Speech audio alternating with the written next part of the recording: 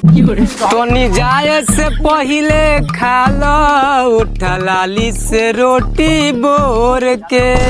तोनी जाए से पहिले खा लो। ओ भाई ओ एने अब बाद में हो गया। कौन सरवा रे ई हफ्ते में उठा देलक। बोल का बात बा कि हफ्ते में उठा देले। बहू सबसे पहले हमरा के देख के बताओ हम कौन है।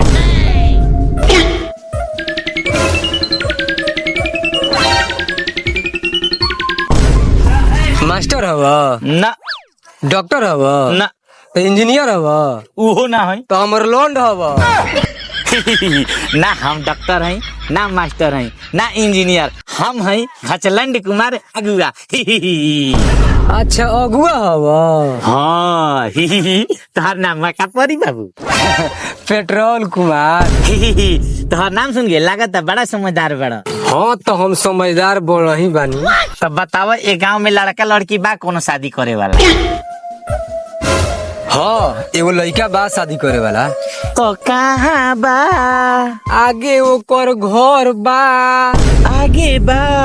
हाँ अच्छा ये तना बता दिल तो ओकरा बापू के नाम बता दो हम पूछते पूछते चल जाए।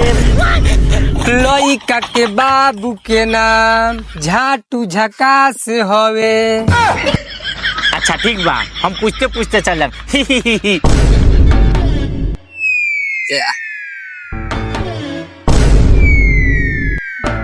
बहू झाटू झकास के घरवा कौन है? ये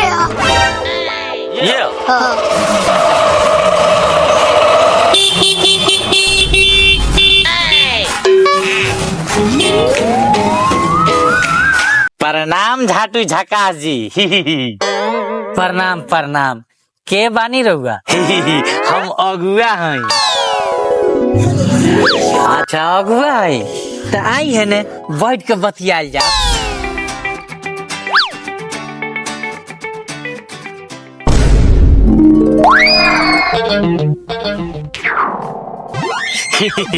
लड़का तो ठीक बा देखे में होशियारो लागता।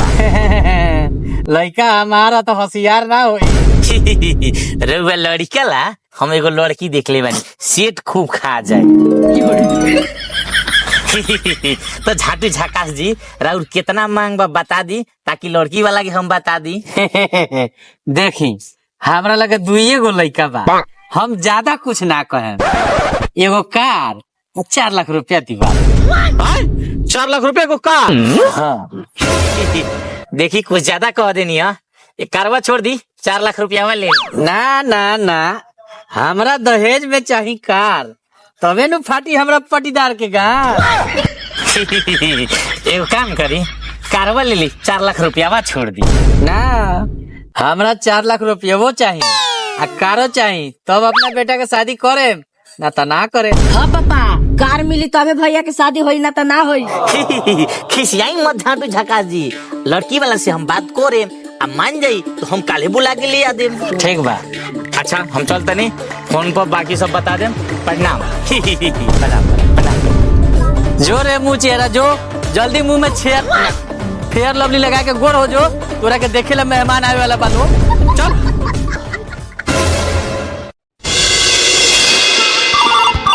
उठाइए ना। हेलो हेलो हेलो झाटू झकास जी। हाँ कौन एगो खुशखबरी बा का? बोले हंसी तो बताओ तानी। अरे लड़की वाला मान गल बा। कनिया काले बुला के लेके आवत तनी रउआ द्वार पर व्यवस्था कर दे। ठीक बा रउआ लड़की वाला के बुला के लिए आई हम सब व्यवस्था कर देतानी। अरे साला जो ना जल्दी जल्दी तैयार हो जो मेहमान लोग आते हुए लोग। हाँ सुन मेहमान लोग जति जति पूछी बता दिए डरिए मत। एगो हई साला के कौन काम धाम हलाई नहीं के आ लबर लबर क के काम खराब करत रहता। हाँ तो गिरे ना तो क्या करी? हिलार भूर के लड़का के दूधो के कुर्सी धरा देता लोग ढोवेला। देख साला हम कमा कमा के घर बनवा देनी आ पैसो बीट रहतानी आ तू का छाट बीट रहता रे। रे साला का लबर लबर कैले बड़ा सर तू जाके तैयार हो। ए तू और कुर्सी लेके आ जो तो। का हो छाटू चकाचा मेहमान आवता का हो? हाँ बगो मेहमान आवता लो। साला झाड़ू खाने घर में मेहमान आवता। ए बउआ ए तनी जल्दी तैयार होके आवा ना, द्वार पर मोर मेहमान आवता लो, तनी देखभाल कर दियो। अच्छा ठीक बात तैयार होके आवता नहीं। चलो नाश्ता चापे के मिली।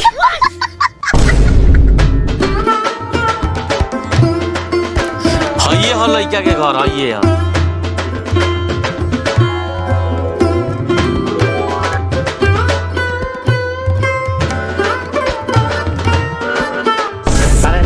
प्रणाम प्रणाम। आई लोग बैठ लो बैठ लो बैठ लो बैठ लो। हाँ हाँ कर दे बैठ लो बैठ लो। ओए माँ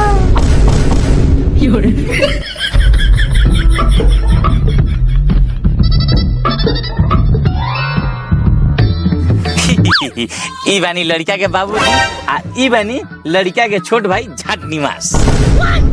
हाँ तो घचलन अगुआ जी हमनी जाओ ना काम से आयल भाई सब काम होखो लइका बोलवाई हमनी देखल जाओ। अरे मेहमान जी लोग काहे घबराता नहीं, पहले नाश्ता वास्ता कर ली, बाद में लड़का देख ले हम जा। हाँ हाँ रो बिल्कुल सही कहनी, पहले नाश्ता हो जाओ। चुप रे साला तोरा के घर में समझनी लबर लबर मत बोलिए वहाँ। हाँ तो बाबू तो दोनों आदमी जा लोगो नाश्ता पानी लेके आवा लोगो। देखी मेहमान जी हम बाकी लोग जैसा नहीं खी कि तनी मनी नाश्ता करा के रिश्ता फाइनल कर।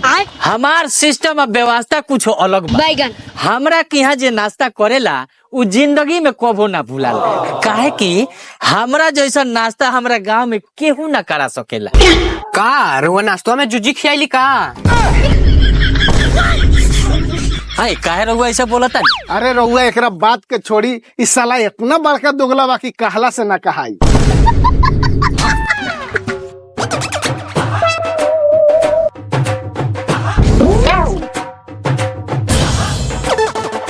हइलिन मुंह खोल के नाश्ता करी लोग। चली चली लो नाश्ता करी लो, देख लेनी लो यहाँ के सिस्टम व्यवस्था कितना बढ़िया बा। लेकिन एक सेकंड, ये क्या है? अरे ये कहा मेहमान जी? हम कहनी हनु जे हमर सिस्टम और व्यवस्था तनी अलग किस्म के होकेला, एकरे नाम है झाट पकौड़ा। हाँ झाट पकौड़ा। अरे खाई खाई वो झाट ना हो, खाली ओकर नाम बा झाट पकौड़ा। दरअसल में ई कोरिया का सोन पापड़ी है। पापा हो बड़ी मजा आता खाए में। हाँ पापा सोही में बड़ी मजा आवता।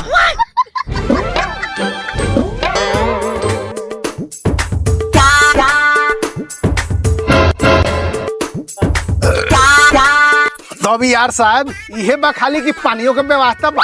अरे का महाराज पानी की व्यवस्था नहीं कैले? अरे सबके व्यवस्था बा, रउआ काहे हड़बड़ाता?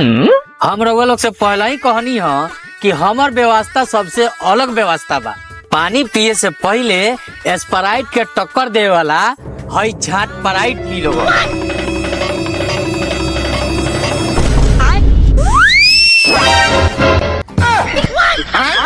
झाट पराई? हाँ ई नया नया लॉन्च भइल ह, स्प्राइट के टक्कर दे वाला ह झाट पराइट। एकरा के पीला से शरीर में एनर्जी बनल रहेला। अरे इतना का सोचता नी लोग, पीना ई कोनो मुंह थोड़े ना हो। लइका बा हम एकरा के समझा देता। चुपचाप बैठ।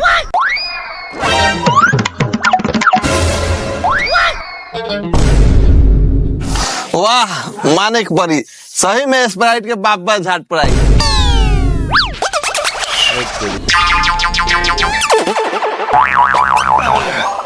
सही में झाट पराई बड़ी बढ़िया बा।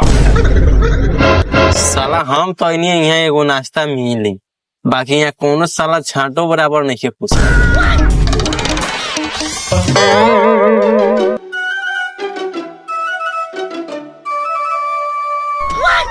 लेकिन एक सेकंड,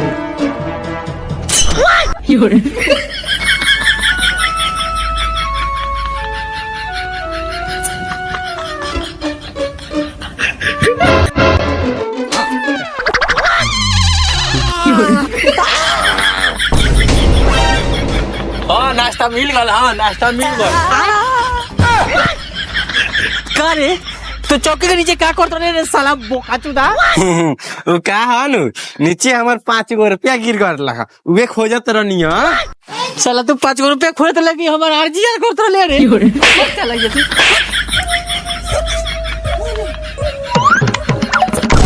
हाँ तो यार सब अब नाश्ता पानी हो गल तो लड़के के बुलावल जाओ, आगे के बात बढ़ावल जाओ। अरे यार साहब अभी रउआ लोग नाश्ता कोई कहा कोई अभी तो और झुलवा मिठाई बाकी है बा। हैं? और झुलवा मिठाई ये कौन मिठाई है यार साहब? हाँ अभी और झुलवा मिठाई तो बाकी है बा। बगो हे में से निकाल के मेहमान जी लोग को और झुलवा मिठाई खिया तो।